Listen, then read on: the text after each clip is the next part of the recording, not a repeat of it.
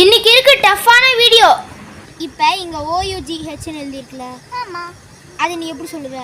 ஓ. இப்போ இங்கே ஒரு TH, இப்போ என்ன? தோனா வந்து ஆனாலும்னு சொல்கிறது. Though it was risky he went down அப்படின்னா அது ரிஸ்கியாக இருந்தாலும் அவங்க கீழே போனாங்க.